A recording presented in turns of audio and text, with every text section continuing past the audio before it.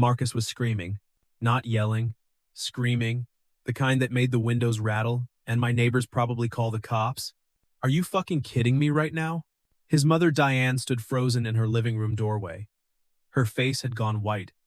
One hand gripped the doorframe like it was the only thing keeping her upright.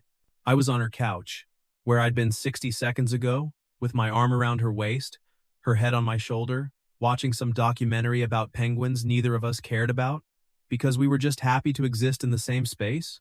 Now Marcus, my former patient, 23 years old, 6 feet of rage, was staring at us like we'd murdered someone. How long? His voice dropped. Dangerous quiet. How long have you been fucking my physical therapist? Marcus Diane's voice cracked. How long? 3 months, I said. Calm, even though my heart was trying to punch through my ribs. He laughed. No humor. Just bitter, broken sound.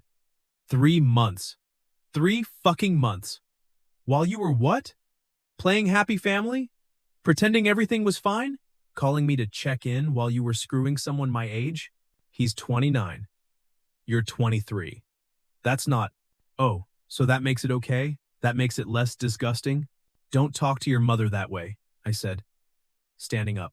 Bad idea. Marcus moved fast, former athlete. Healed ACL. He was in my face before I could blink. You don't get to tell me how to talk to my mother? You're nothing.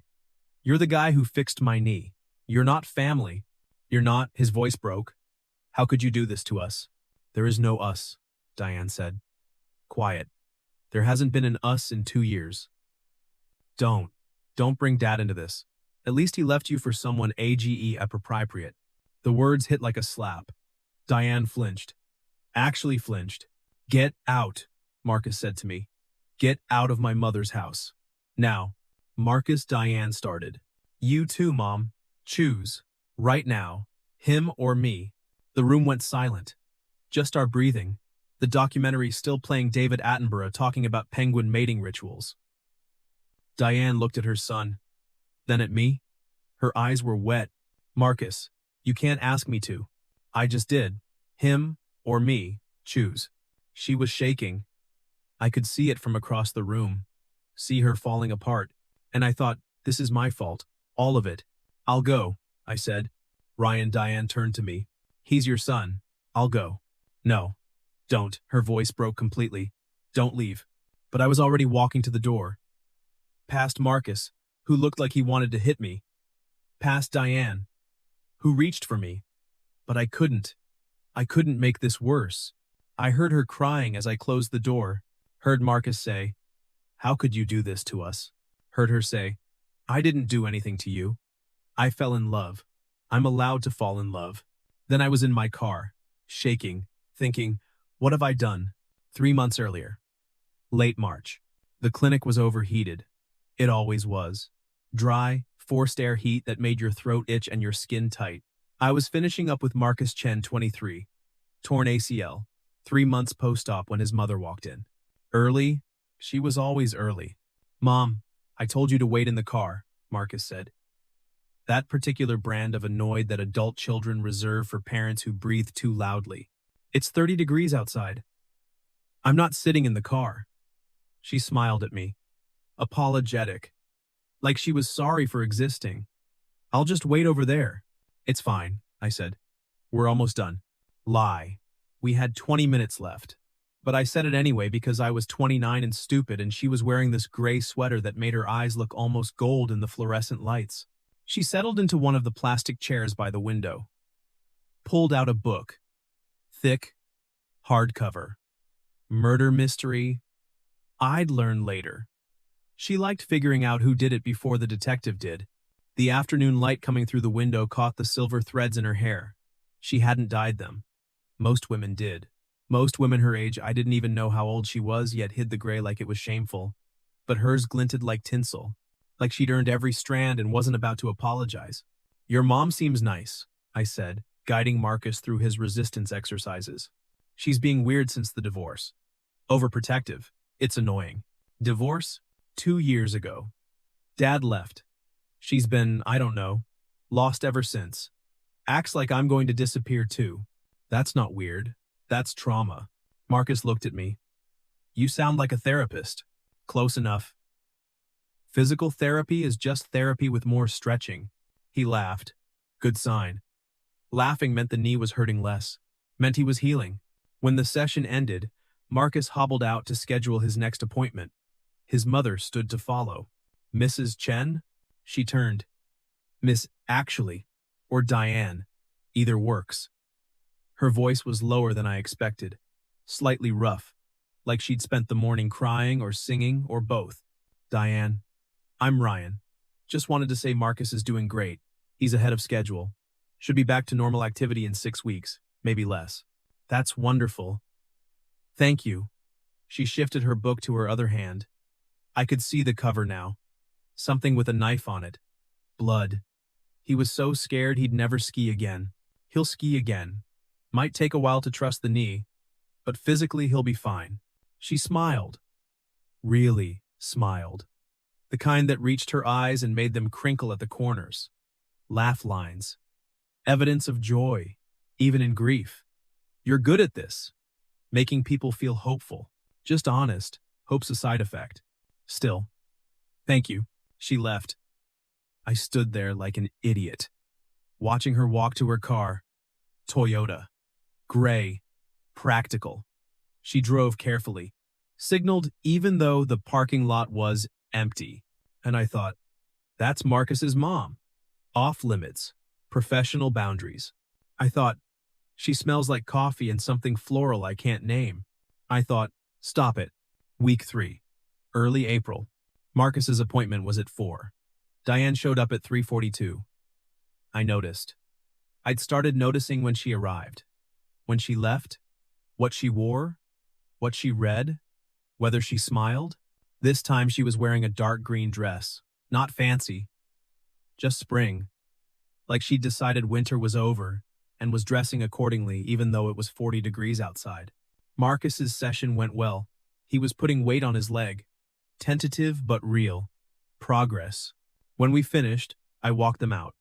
Standard practice. Make sure patients don't fall in the parking lot and sue. Except Marcus got in the car and Diane didn't. She was sitting on the curb, mascara running, laughing, and crying at the same time. I should have kept walking. Should have gone back inside. Should have maintained professional distance. I sat down beside her. The asphalt was still warm from the afternoon sun. The parking lot smelled like hot tar and someone spilled coffee in her perfumed jasmine. I'd realize later, though I didn't know flowers. You okay? I'm fine. Great. She gestured helplessly at the sky. He's walking. Really walking. You don't understand. After the accident, they said he might not, that the tear was bad. And now he's walking. He worked hard. You both did. All those home exercises that made the difference. You made the difference. She wiped her eyes with her palm, smearing the mascara worse. Sorry. I'm a mess. You're a mom who loves her kid? That's not a mess? She looked at me then.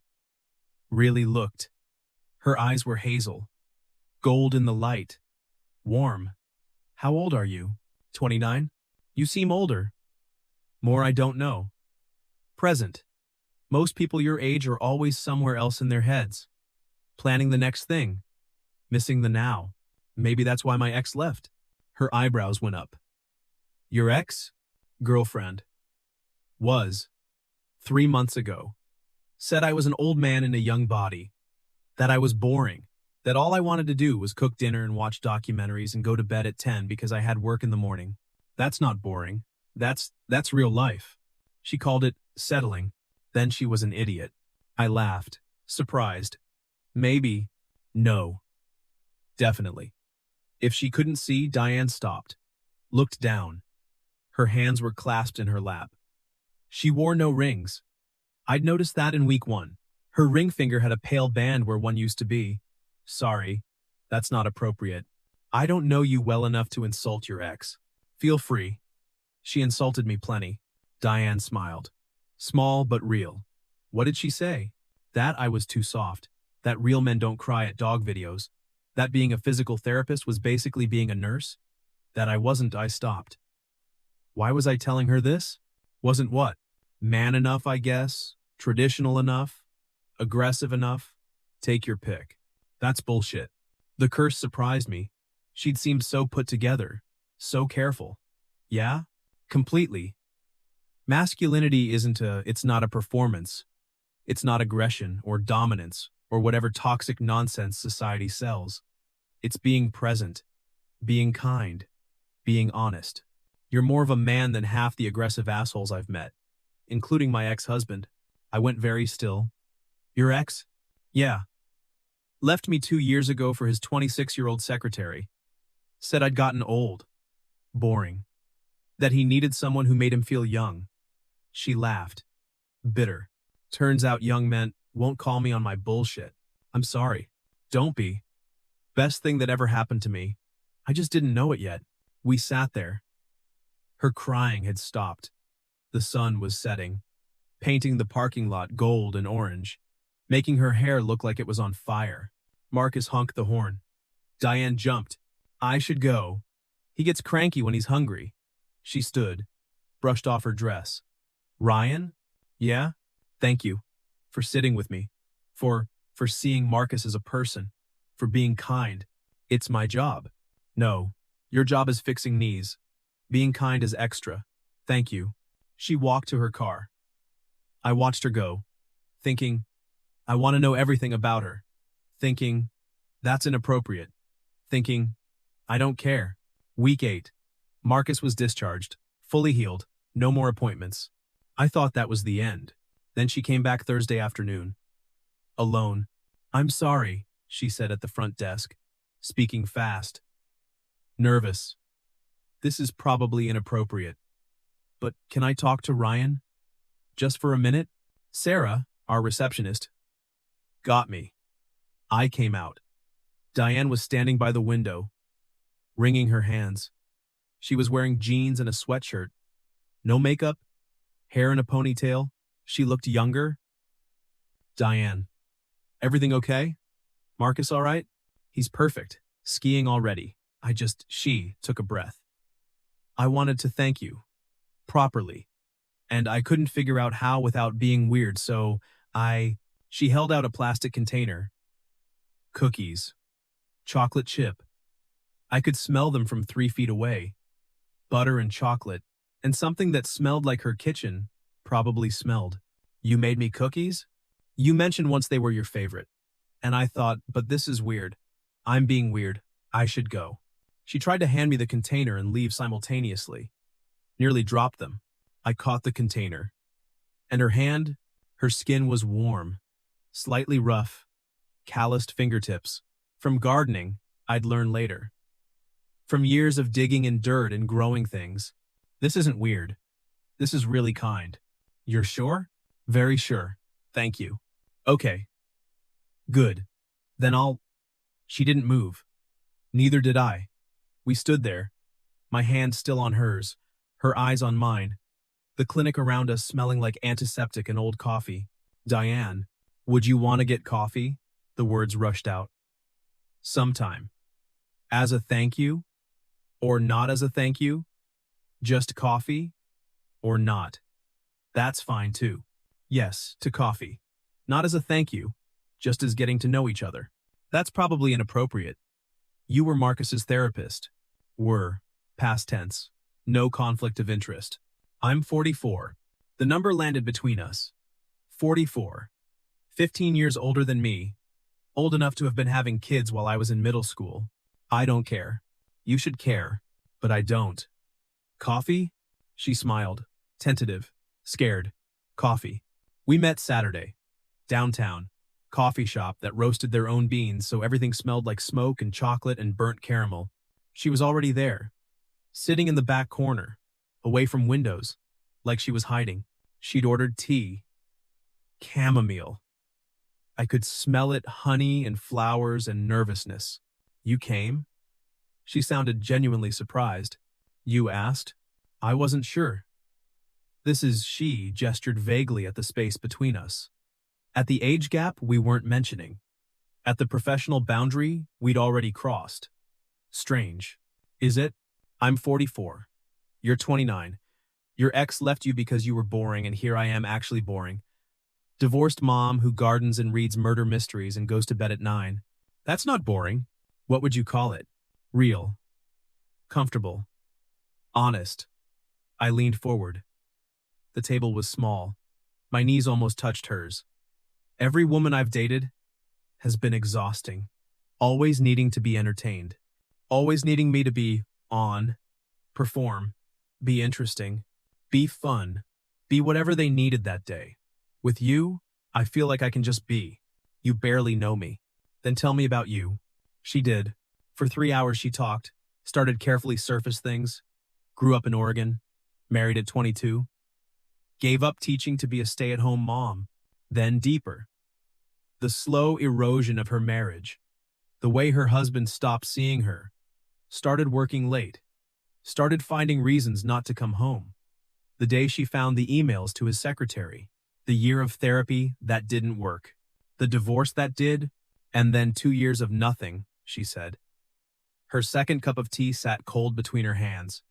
2 years of being invisible, going to parent-teacher conferences alone, eating dinner alone, watching Marcus grow up in a way, being the ghost in my own house. You're not a ghost. Then what am I? A survivor. Someone who stayed when leaving would have been easier. Someone who chose her kid over her own pain. Her eyes filled. You don't know what you're talking about. Maybe not. But I know what I see. I see someone strong. Someone real. Someone who makes me feel I stopped. Feel what? Like I'm enough. Like being kind and present and honest is enough. Like I don't have to perform masculinity. I can just be me. She reached across the table, took my hand. Her fingers were trembling. This is crazy. Completely. I'm 15 years older. I have a son your age. 6 years older than me. Not the same. People will talk. Let them. Marcus will. Her voice broke. Marcus will hate this. Probably. Then why? Because I've been thinking about you for 2 months. Because you're the first person I've wanted to know everything about. Because sitting here with you feels like the first honest thing I've done in years. I'm going to kiss you, she said. Right now. In public. If you don't want me to, say so. I didn't say anything. She leaned across the table. Kissed me soft and sure. She tasted like chamomile and honey and fear. Her hand cupped my jaw warm, slightly rough, gentle. When she pulled back, people were staring. She didn't care. Okay, she said. We're doing this. We're doing this. I'm terrified. Me too. Good. Let's be terrified together. 3 weeks in, we were careful. No social media, no restaurants in our neighborhood, no public anything where someone might see and tell Marcus. We met at my apartment on Tuesdays when Marcus had night classes, at her house on Thursdays when he worked late. The first time she came to my place, she brought wine. Red, expensive, stress drinking, she said. Is that terrible? If it is, we're both terrible together. My apartment was small, studio, bed in the corner. Kitchen was basically a hot plate in hope. She looked around like she was cataloging everything. My books, mostly about anatomy and sports injuries. My couch, secondhand, smelled slightly of dog, though I'd never owned one. My life minimal, tidy, safe. It's very you, she said. Is that good or bad? Good. Honest. No performance. We sat on my couch. She'd kicked off her shoes at the door.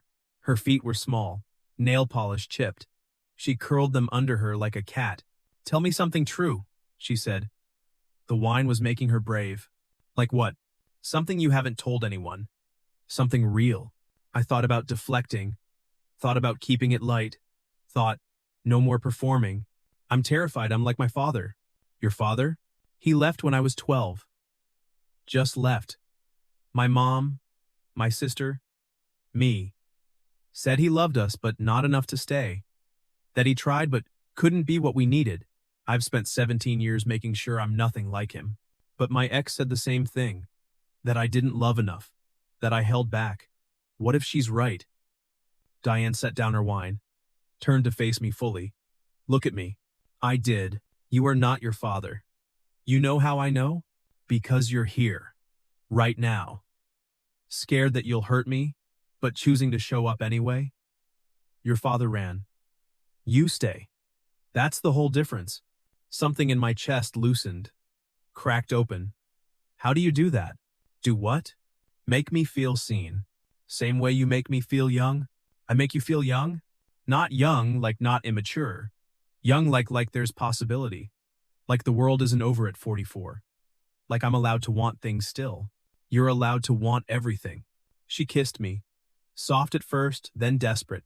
Hands in my hair, my hands at her waist, feeling her warmth through her shirt. Bedroom? She whispered against my mouth. Are you sure? No. But I'm doing it anyway. We moved to my bed. She was nervous, hands shaking as I helped with buttons, apologizing for her body before I could see it. I'm not 20 anymore. I'm not. You're beautiful. You have to say that. I'm saying it because it's true. I kissed her collarbone, the curve of her shoulder. The scar on her hip from Marcus's C-section faded but there. Evidence of her life. Her survival. I traced it with my fingertips. She gasped. Is that okay? Her voice broke. That's the first time someone's touched me like that in 2 years. Like I'm not broken. You're not broken. Then what am I? Alive.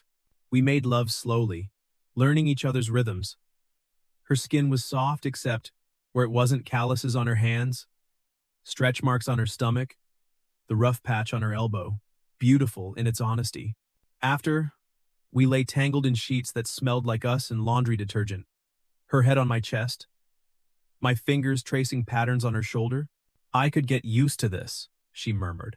Good, but we can't. Why not? Marcus, my friends, your job, reality. What if we just exist in this for a while? Figure out reality later? Is that fair to you? Being with you is fair. Everything else is noise. She fell asleep first. I stayed awake, listening to her breathe, feeling the weight of her against me, thinking, I'm falling in love with this woman, thinking, this is going to hurt, thinking, worth it. Week 7, late May. We were at the grocery store, not ours, one town over where nobody knew us, playing pretend, playing normal couple. She was comparing prices on pasta, squinting at labels. She needed reading glasses but was too vain to admit it. Just get the expensive one, I said. It's $2. $2 here, $2 there. Adds up. Diane, you're not broke. I'm divorced. Divorce makes you broke and paranoid about money. I kissed her cheek. Right there in the pasta aisle, under fluorescent lights and in front of God and everyone. She froze. Ryan, we're in public. So someone might see. Let them. You don't understand. If someone sees, if someone tells Marcus, then we deal with it. Easy for you to say. He's not your son. No. But I stopped. I'm what? The word sat on my tongue. Heavy. That relationships are complicated. That love doesn't fix everything. That I need to accept I can't make this easier for you. Silence. The sound of rain on my apartment window. Do you regret it? She asked. Which part? Choosing me. I pulled her close. Not for a second. Even when I cry about Marcus? Especially then. Because it means you're real. You're not pretending. You're choosing something that cost you everything. And you're still choosing it. That's not weakness. That's the bravest thing I've ever seen. She kissed me. Slow, grateful. I love you. I love you too. 6 months later, Marcus texted Diane on a Tuesday morning. I was at work. She called me immediately. Voice shaking. He texted. What did he say? Just, can we talk? That's it. 3 words. That's good, right? I don't know. What if he wants to tell me he never wants to see me again? What if? Diane. Breathe. When? Tonight. 7. At that diner we used to go to when he was in high school? Do you want me to come? No. I need to do this alone. She met him. I waited at her place. Paced. Watched the clock. 7 became 8. 8 became 9. She walked in at 9:43. I stood up. How did... She burst into tears. I held her. Let her cry. Didn't ask. Just waited. Finally, he's still angry. Okay. He said he doesn't understand. that he might never understand, that it still feels wrong to him. Okay, but he said, her voice broke. He said he doesn't want to lose me, that he's been miserable without me, that even if he doesn't approve, he wants to try, to see if we can find a way. Relief flooded through me. That's huge. He won't see you. Not yet. Maybe not ever. He said that's his boundary. He'll talk to me, but he can't be around us together. Not yet. I'll take it. Ryan, you might never have a relationship with him. You might always be the guy who, I don't care about Marcus. I care about you. And if this is what it takes for you to have your son back, then this is what we do. She looked at me. Really looked. How did I get so lucky? You didn't. You made a choice. You chose yourself. You chose us. That's not luck. That's courage. That was 6 months ago. Now, it's been a year since Marcus walked in, and everything exploded. He calls Diane once a week, sometimes twice. They have dinner once a month. Without me, I stay home. Order takeout. Watch movies I've seen 100 times. Wait for her to come home and tell me about her son.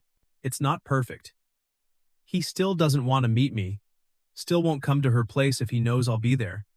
Still refers to me as him, or that guy, when he talks to her.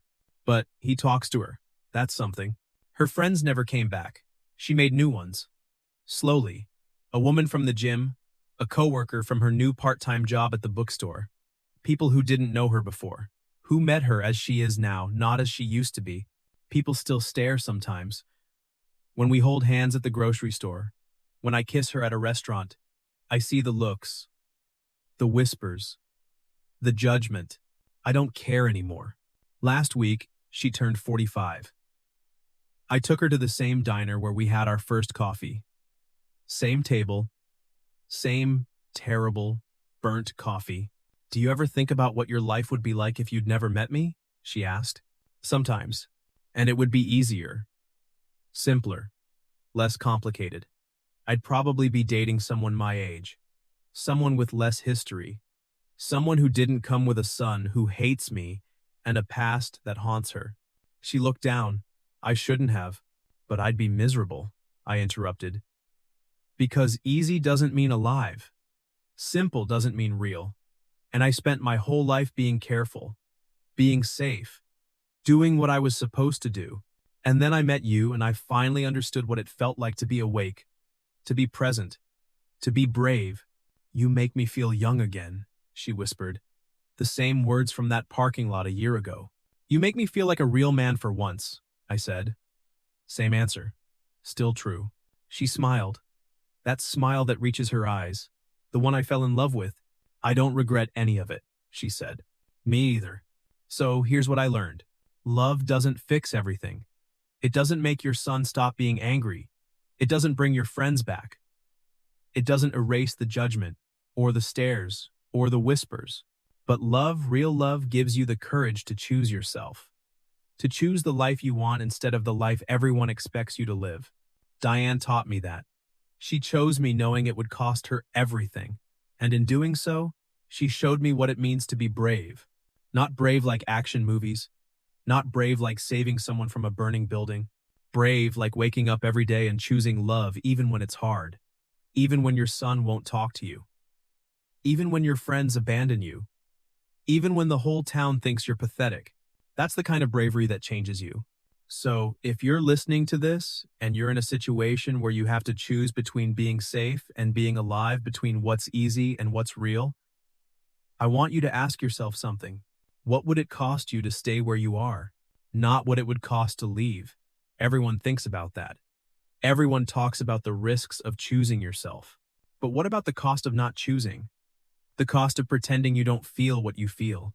The cost of waking up at 40, 50, 60 years old and realizing you spent your whole life being who everyone else wanted you to be. That's a cost too. And it's the one nobody warns you about. So here's my question for you. If you had to choose between safe and alive, would you have the courage to pay the price? Because I did. We did. And I'd do it again in a heartbeat.